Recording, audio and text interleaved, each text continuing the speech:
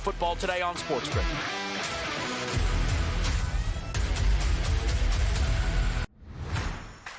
They got to go win and execute, and they can't be inconsistent. And that's the thing. It's like Ohio State, Indiana, Oregon really consistent. And then who is that fourth question mark? And there's been inconsistencies throughout. Hey, Michigan goes out to the West Coast and gets manhandled, and then they come back and then they win. Like, who's the consistent one that is the fourth? The Bobby Carpenter Show, only on SportsGrid. Listen, never understood a word he said, but it doesn't matter because he was able to walk into living rooms and get kids to sign. It's a little different situation with the NIL now, but the reality is he represents Louisiana. He is Mr. Louisiana. What better? You should have never fired him to begin with in this spot. So, yeah, I hope they do reconsider and bring him back. The Early Line, only on SportsGrid.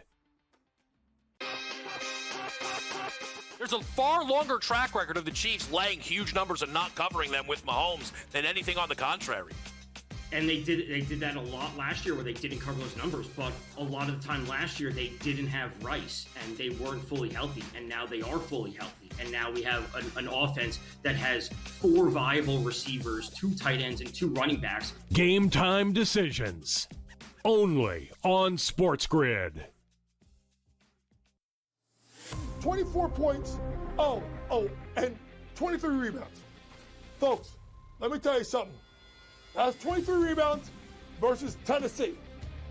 Not Tennessee Tech, not Tennessee Chattanooga, not East Tennessee, West Tennessee, South Tennessee. I don't know how many Tennessees they got in that state. That's a university. He did it against Rick Barnes' kids. College basketball today, only on SportsGrid. Steve Ballmer sued over the Aspiration saga, plus the college basketball season officially tips off. Front Office Sports Today starts now.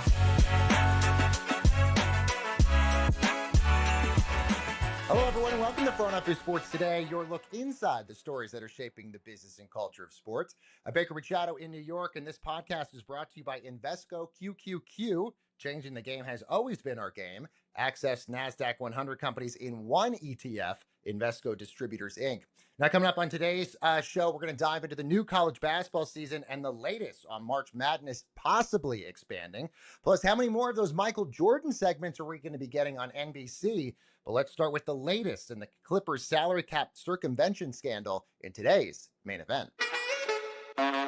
Well, the ongoing Clippers saga took another turn as owner Steve Ballmer has been sued by 11 former Aspiration investors for using the company to pay Kawhi Leonard and, quote, circumvent the salary cap. This according to the lawsuit. They're accusing Ballmer of fraud and aiding and abetting fraud. So let's bring in Front Office Sports reporter Colin Salau. So Colin, explain a little bit here about what the investors are alleging here. Yeah, so they're alleging essentially what Pablo Torre has reported for the last 2 months, which is that Steve Ballmer and Aspiration, known as Katona in this new lawsuit, worked together to pay Kawhi Leonard and circumvent the NBA salary cap. Now, it's worth noting that circumventing the NBA salary cap is not something that is a crime, that is considered a crime in the United States. However, what the plaintiffs are saying here is that essentially the status of Ballmer as this, former Microsoft CEO is what allowed them to invest or continue to keep their investments with Katona, because they see that there's this big time investor that continues to stay with Katona. So I think that's really where the fraud allegations are, and also the aiding and abetting fraud is what they're saying about Ballmer. The other thing that's interesting here, Colin, is originally in this lawsuit, which we should note was filed in July. Is that right? Yeah, July 9th for the original lawsuit. This was amended and sent yesterday, November 3, which is when Ballmer was added to the lawsuit. Right. So I guess my question is what changed that Ballmer's name was then added to this lawsuit where he wasn't added in the original document? It's essentially the reporting of Pablo Torre, the journalist Pablo Torre, who, his show Pablo Torre Finds Out. He first, published the $28 million no-show job report back in about early to mid-September, which was 2 months ago. And since then, he and other outlets have continued to publish new information about Ballmer. Ballmer invested $50 million in Aspiration, or Katona now as we know them.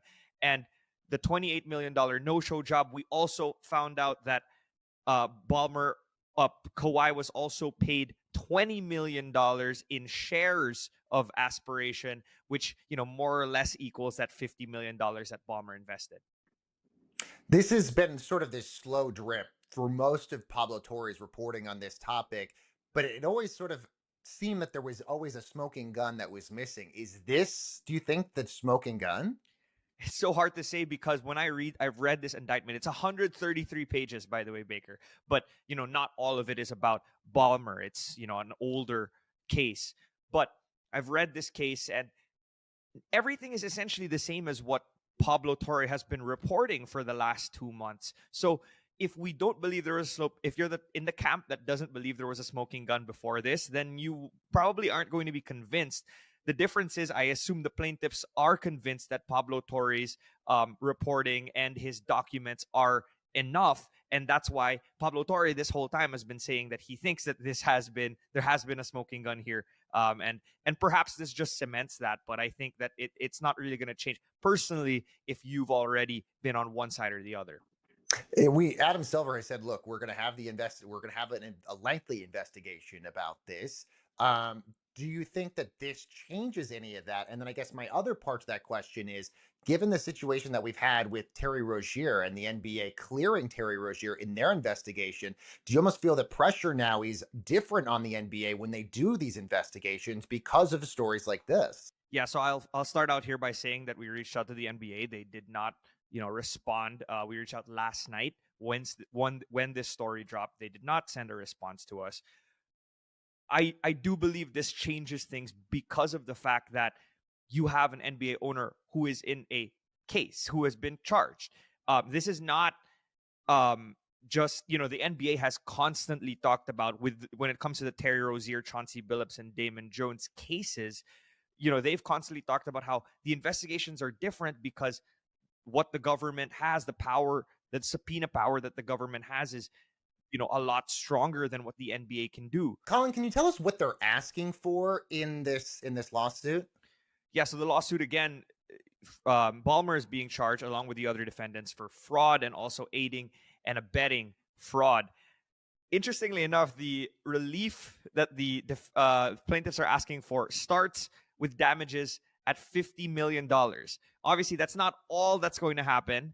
Or that they're requesting, it's also any interest, any attorney fees, things of that. So it could be more than $50 million, but $50 million is interesting or notable because that is the amount that Ballmer invested in Aspiration. But also, if you look at Steve Ballmer's net worth of about $155 billion, that is a parking ticket for Steve Ballmer. Yeah. And that's not even a joke. That's 0.0003 of what Steve Ballmer's net worth. Colin Salau, good stuff as always. Thank you, Colin. Of course. Meanwhile, this is a wild story. A former Atlanta Hawks senior executive is accused of embezzling $3.8 million from the franchise, this on a corporate Amex card. Let's bring in Front Office Sports' Margaret Fleming for more on this. So, Margaret, tell us more about this story. What are prosecutors alleging here? Some crazy, wild stuff, like you said, Baker.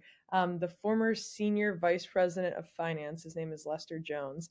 He's being accused of using the company cards for personal expenses, like flights all over the world, like Louis Vuitton items, like all sorts of kind of personal expenses that he wasn't supposed to be making, and then is also accused of then like accepting expense reports and kind of accepting reports that weren't supposed to be accepted. So there's kind of both sides of that.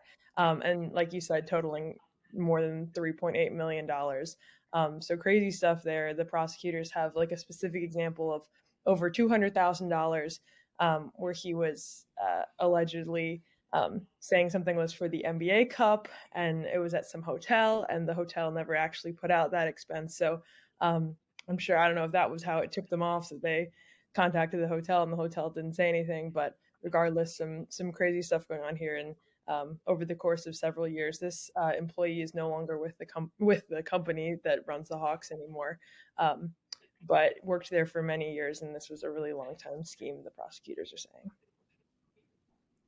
Yeah, I think allegedly he stayed at the Wynn Hotel. I mean, I know it's an expensive hotel, but wow, that's a really expensive night over for the NBA Cup. So what do you think happens next? What are sort of the things you're keeping your eye on this? Yeah, so I feel like when we look back to the most kind of some of the other recent NBA things in the news, it's these indictments, these federal things. This was not an indictment here, which means that there was no grand jury involved. It's kind of a sped up version of the process. So he has 15 days to say, I'm going to plead guilty, which he's pleaded not guilty already. So probably not going to do that, or to say, let's go ahead and go to trial. So we're probably going to see a trial here much faster than we would if it had been the normal course of process of let's go through the grand jury and see what their charges are. And then how do you, and so it's going to just be a lot faster here, I think. So I think we should get an answer on this a lot quicker than some of the other scandals going on in the NBA right now, which will be interesting to see where this goes. But definitely not the first time in recent months that we've seen. If we think about like the former like Miami Heat security guard that was accused of stealing like hundreds of thousands of dollars worth of memorabilia and items and stuff. Definitely not the first case even this year of former employees taking things from an NBA team, which is unfortunate for the NBA teams, but also you got to say good on the law enforcement for getting on them. Yeah, great reporting as always. Margaret Fleming for us. Margaret, thank you so much. Thanks, Baker. All right, still ahead, the college basketball season tips off, and what are the chances that the March Madness tournament expands? That's coming up next.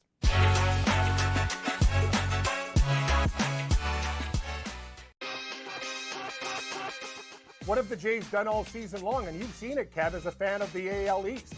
They get murdered or lose a heartbreaking game and come back and punch you in the face. Mm-hmm. They're not. It's what like the old Jays team used to fold, and that's what I used to hate about them. These guys are different. They're like guys you go to war with. It's like, man, you're my buddy. Like, let's go. Like, their clubhouse dynamic, I've never seen a Blue Jay team where everyone gets along. Game time decisions, only on SportsGrid. Apparently, he's a pretty darn good defensive coordinator. The 49ers are decimated by injury. This guy's doing it again. Wade Phillips, Norv Turner, all these guys, there's a lot of great coordinators out there. I'm not so sure Mike McDaniel isn't a real good coordinator, a run game coordinator, a quarterback coach with the 49ers during some Super Bowl years. Maybe he's just not built to be a head coach. In-game live, only on SportsGrid.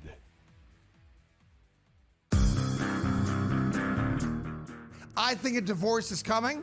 I don't think LeBron finishes the year with the LA Lakers.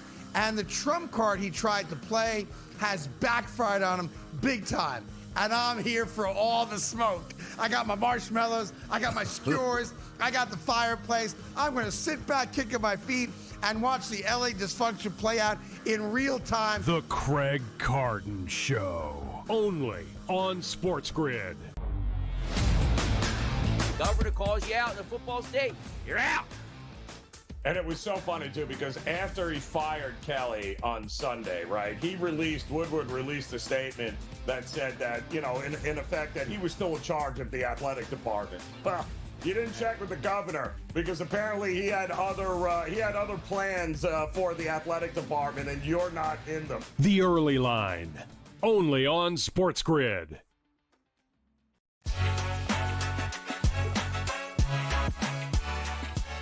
Welcome back, everyone, to Front Office Sports Today. I'm Baker Machado in New York, and this podcast is brought to you by Invesco QQQ.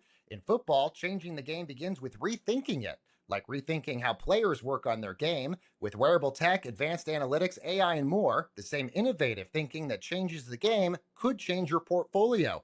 Invesco QQQ gives you access to the innovators who are rethinking the world. Let's rethink possibility. All right, well, this week, a new season of the college basketball season tips off with plenty of storylines to go through, including a new number one, and that's Purdue. So with this, let's bring in our front office sports reporter, David Rumsey. So David, what is the biggest storyline you're watching this college basketball season? Hey, Baker. Yeah. So last year, the talk was all about Cooper Flag, and he really delivered throughout the season, became the #1 pick, and is now in the NBA with the Mavericks, right? A lot of drama over the lottery there. We don't have a Cooper Flag necessarily this year as far as that superstardom, surefire #1 pick that's going to kind of light up college basketball and drive ratings, at least on the men's side this year. Duke does have Cameron Boozer, who is the son of Carlos Boozer, former NBA star. BYU has a great talent, AJ DeBanson, who got a lot of NIL money, surprisingly, from BYU. So we'll see, at least on the men's side, who the stars are as the season goes along. But I think that's, for us, for the business of college sports, can the TV ratings keep up without a big star at a Duke program? Yeah, you mentioned a lot of those teams. Duke specifically lost all 5 of their starters, and they replaced them all with the transfer portal. So do you think, if anything, the transfer portal is now the biggest star in college basketball?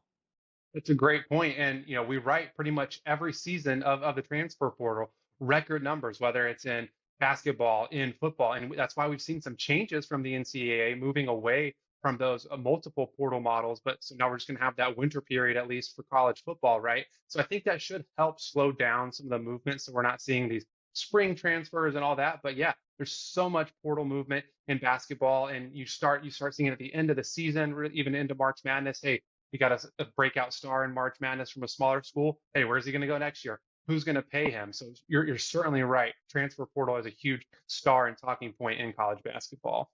Let's talk about the March Madness tournament, because there's been a lot of talk that it might expand from its current format that it is right now. Is this the last year that we have it at the 60 plus teams that we're in right now, and does that change? Yes, we've had it at 68 teams for a number of years now, and everybody really seems to like that. It used to be at 64, and now we have the first 4. Everybody's kind of okay with that. The first 4 in Dayton to get us from 68 to 64 when we love watching it on Thursday and Friday. And what in those first 2 rounds? And last year was almost the last season of that 68 teams, because there was a lot of conversation and a lot of momentum this offseason, this summer, about expanding to potentially 72 or 76 teams. The NCAA wants to expand. A lot of conferences like the Big 12 and a few others, they want to expand. They say, hey, give us more opportunities. But it didn't get done this summer, so we're still at 68 this year. But the NCAA has said very publicly it's on the table for 2027. So yes, it very well could be the last, and then we might go to 72, we might go to 76. And I know a lot of fans don't like that, because they say, don't mess with something, don't fix something that's not broken, right? But we'll see. And, if there is money to be had, I do expect them to expand.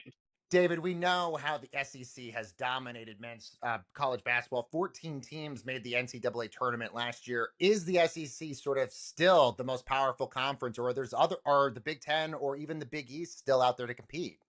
Yeah, such a dominant performance from the SEC last year, getting those record 14 teams into the men's March Madness tournament. And then, of course, the Florida Gators capped it all off by winning the Final Four in another national championship there in Gainesville. They're ranked #3 this year in the AP preseason poll, behind Purdue, like you mentioned, in Houston at #2. So I do expect the SEC to be very strong again. Can they get 14 teams in again out of 16 member league? I don't think so. Probably not again. I think that was just kind of all the cards lining up right. But you're right. The Big East, very strong in basketball. The Big Ten, traditionally strong in basketball, but maybe a little underperforming in the tournament. So we'll see where it goes. But yes, the SEC, very strong again this year. All right, David Rumsey, front office sports reporter. David, thank you so much for joining us. Meanwhile, as the NBA deals with its own allegations of betting scandals, the NCAA said that it has opened investigations into potentially betting violations by approximately 30 current and former men's basketball players. So for more on this, let's bring in Amanda Kristovich, front office sports reporter, for more. So Amanda, what do we know so far? So most of the questions at this point have not been answered. But what we do know is that the NCAA has investigated up to 30 current and former men's college basketball players, right? And a few of their sort of side investigations have yielded some results. So about 2 months ago, former San Jose State and Fresno State men's basketball players were found to have, committed sports betting violations, either manipulating their own performance or sharing information that they shouldn't have shared. Then about a couple weeks ago, or maybe even just a week ago, the NCAA said that it was investigating 3 Eastern Michigan basketball players, men's basketball players, who did not cooperate with their investigation. So they couldn't determine whether those players had engaged in sports betting violations, but they did sort of say that they were under investigation, and because these players didn't cooperate with the NCAA because they don't have subpoena power, they couldn't come to a conclusion. They would have stripped the players of their eligibility, but they had already exhausted it. So there are players at mid-majors across the country who are still under investigation. And that's another point I want to make. It seems like most of the players, if not all of them, are related to mid-majors. They're not power conference programs. They're not, big name programs. They're sort of, it seems like the target is these sort of Division I teams that aren't necessarily in the biggest spotlight. And of course, this all comes as players and, staff and administrative people are finally able to bet on professional sports, albeit that deadline has now been pushed. This also comes as Charlie Baker, the NCAA head, also wants to ban prop bets. So it seems like there's a lot here on the table for the NCAA to maybe sort of regulate some of this, you would think, right? Right. It's been very difficult for the NCAA to figure out how to navigate the sports betting situation because, yes, sports betting is legalized and there are college athletes who are, of legal sports betting age and legal sports betting states. And, this rule to allow them to bet on pro sports was supposed to just sort of like ease some of the draconian punishments that they were facing for, betting on their favorite NFL team on a Sunday if they played baseball, let's say. But now, because of the scrutiny, the NBA scandal, the NCAA scandal, the NCAA has really had to revisit this, and a lot of the Division I programs are concerned about the ability to allow them to participate in any sports betting. Going to be really fascinating to see where this all goes. Amanda Kristovich, thank you so much. Thank you. All right, we got more Front Office Sports Today headed your way right after this quick break.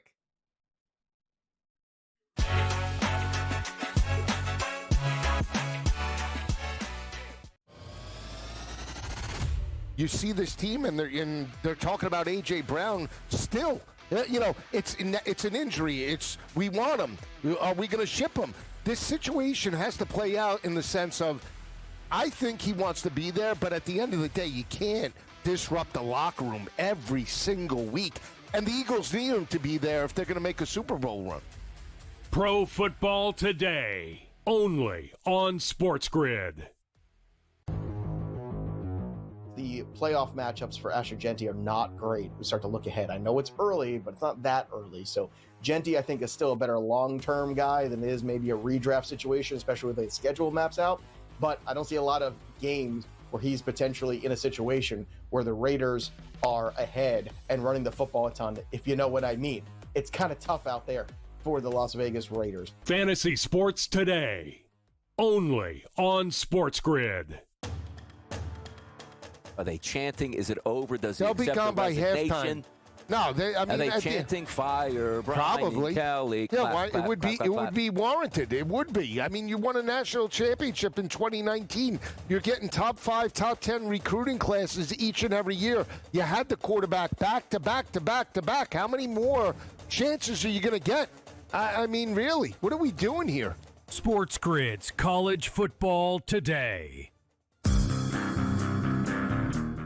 One playoff win, and it's been a train wreck in every other year.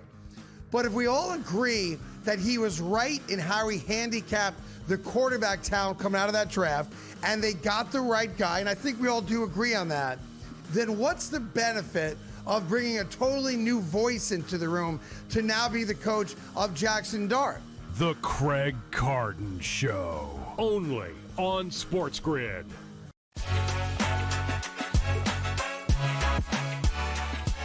Welcome back, everyone, to Front Office Sports Today. I'm Baker Machado, and let's get you caught up on some of the other stories we're watching over in the FOS water cooler.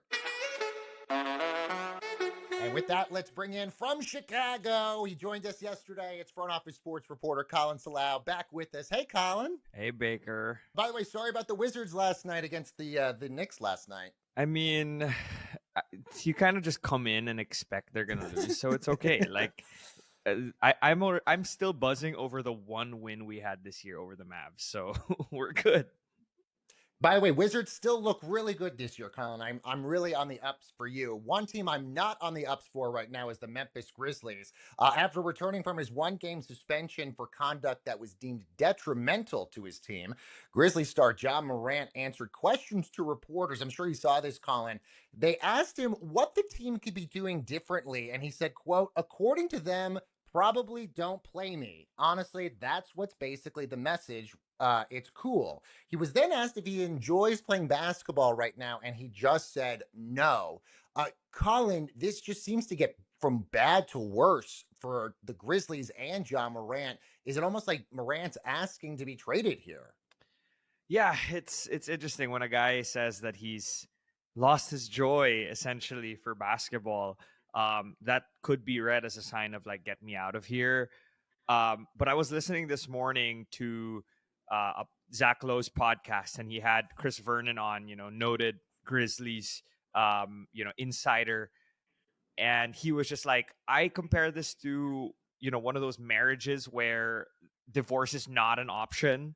And he said, like, yes, it might be miserable, but he doesn't think divorce is an option. And that very well might be the case. Let's talk about Michael Jordan. He could agree to 2 or 3 more interviews with NBC Sports. This is part of his MJ Insights to Excellence series. This all according to our Mike McCarthy. Questions, Colin, have loomed about how many of these segments Michael Jordan's going to be doing. Reports say maybe, according to Mike McCarthy, MJ could do at least a couple more with Mike Tirico, maybe around the All-Star break, maybe around the NBA playoffs. But Mike says in his report, quote, I don't think it's just one sit down that he did, but I don't think it's 15 either. So how many more of these MJ interviews do you think we're going to get? I will say that I'm not going to sit here and be like, I know more than Mike and I know how many, there will be. But I think I might have talked about it with you last week or a couple of weeks ago, where anything with Michael Jordan just seems to matter, even if it's him telling a story about him taking one free throw. Let's move to hockey. The Dallas Stars are going to host the 2027 NHL Stadium Series game at Jerry World, Colin, at AT&T Stadium in Arlington in 2027. That game's going to be broadcast on ABC. Now, this, by the way, was announced on Monday night during ESPN's Monday Night Countdown ahead of the Cowboys game against the Cardinals. I like the NHL continuing to try to push the boundaries, right? They've been doing the Stadium Series for a while at different venues. It's worked. Sometimes it hasn't worked, but they've had some experiments that have really, really worked. The thing, though, about this that's interesting is this whole Mavericks versus Stars lawsuit right now when it comes to not the AT&T Stadium, but their actual arena that they share. They're both, the Mavericks are accusing the Stars technically of not allowing them to move forward with renovations and things of that nature. So I think it's just weird timing that also just seems to have happened at this point, that the Stars got this announcement with them. Yeah, that's a very good point. I'm glad you brought up the situation with the Stars and the Mavericks as well, because the Mavericks wanting to have their own arena, likely going to be some sort of casino element to it because the Adelsons own them. And the Adelsons, of course, very big with the Sands Casino. And then the Stars trying to figure out where their new arena is going to be at as well. All right, Colin, let's talk about what we're watching tonight. A couple good things. Let's start with the NHL. Hurricanes playing the Rangers tonight, 7 p.m. Eastern. That game over on TNT and HBO Max. As we mentioned earlier in the show, college basketball tips off this week. Number 6 Duke at home against Texas. That game on ESPN at about 8:45. And then I know the game you and I are going to be watching tonight, Colin, 11 p.m. Eastern on NBC tonight. You got the Thunder and the Clippers. What do you like on TV tonight? Thunder and Clippers, as an NBA fan, of course, that's the one for me. We just talked about Ballmer earlier in the show.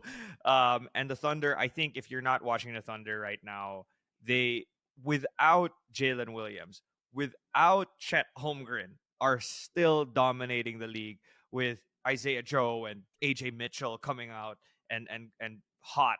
So I would like to always put the Thunder on TV.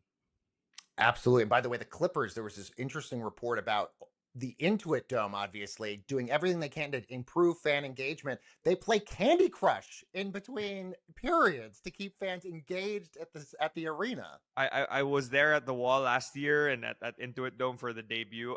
Amid everything that's going on, the arena is nice. The arena has some innovative stuff. Yes, it absolutely does. So, Dad, definitely going to be watching that tonight. Colin, thank you so much for playing with us 2 days in a row. Of course, always want to be here. Thank you, Colin, and thank you at home for watching. We'll be back with you for more.